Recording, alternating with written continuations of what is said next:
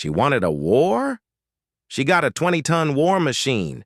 The HOA president tried to steal my truck while I was sleeping. She thought she was smart, but she forgot one thing. I don't just drive trucks. I build roads. And today, I decided to create a permanent roadblock. Nobody leaves until the cops arrive. Welcome back to Voices of Freedom.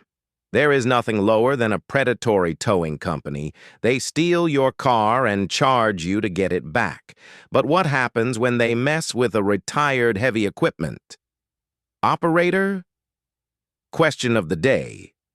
Has an HOA or towing company ever damaged your car? Tell me in the comments.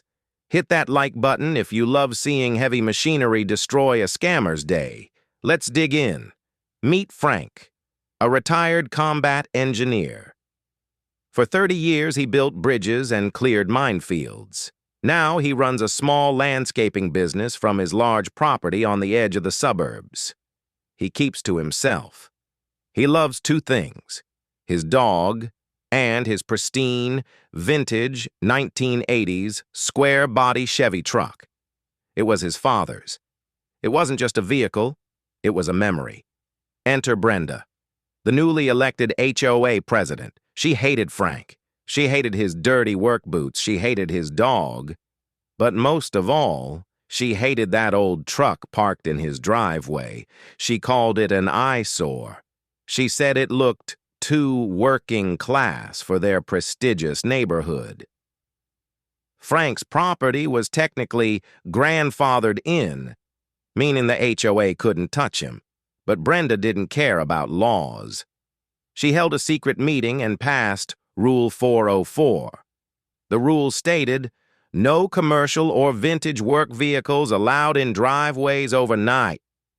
Violators will be towed at owner's expense. She didn't even notify Frank. Frank found a note on his windshield on Tuesday.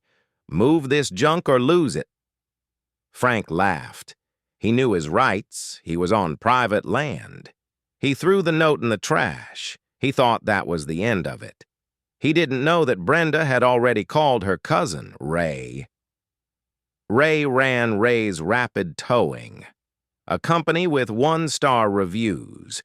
They were known for predatory towing, snatching cars in the middle of the night and charging $500 cash to drop them.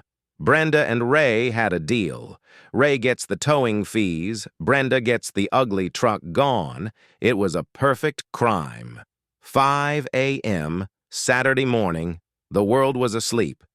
Ray turned off his headlights and backed his truck into Frank's long driveway. He didn't use the siren. He was in stealth mode. Brenda was watching from her SUV across the street, sipping coffee, smiling. But they forgot about Buster. Frank's German Shepherd started going crazy. Frank jumped out of bed. He looked out the window and saw the worst sight imaginable. A stranger was hooking chains onto the axle of his father's truck. They were stealing it. Most people would run outside screaming in their pajamas. Frank didn't. He saw that Ray had blocked the driveway exit, but Ray had left the entrance to the barn open. Frank grabbed a specific set of keys, not for his car, but for his dozer. The 12-cylinder diesel engine roared to life like a waking dragon. It was loud. Ray heard it from the driveway and froze. He scrambled to lift Frank's truck faster. Ray yelled, "Hurry up!" But it was too late. From the darkness of the barn, 20 tons of yellow steel emerged. Frank wasn't running. He was driving. Frank pushed the throttle to full. The tracks tore up the grass. He was heading straight for the driveway exit.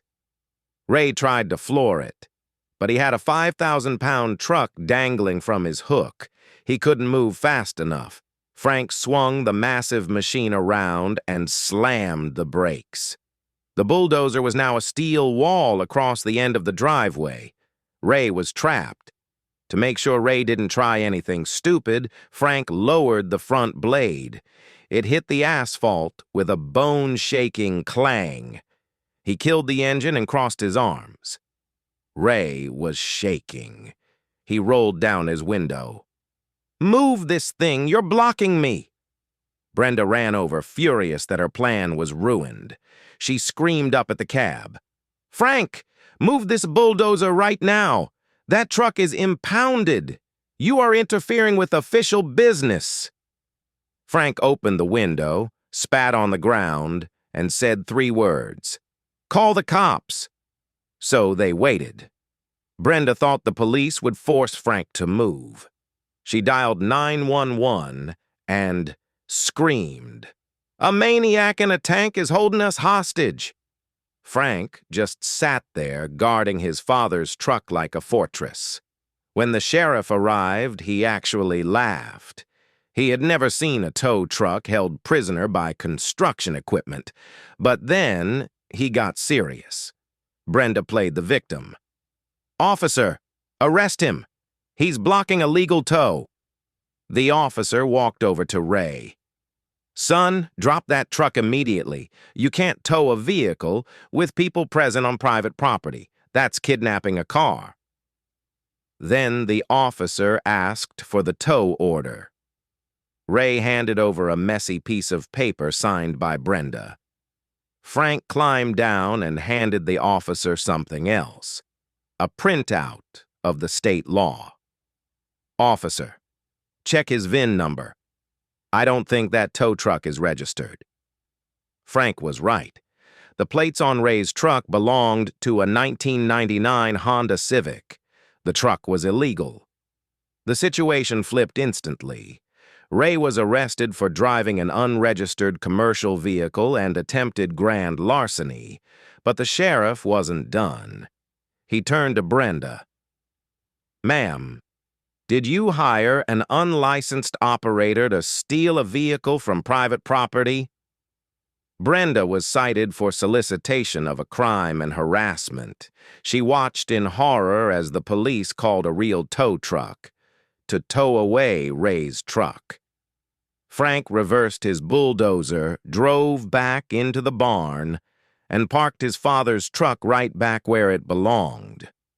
Brenda resigned the next week. The no-truck rule was scrapped.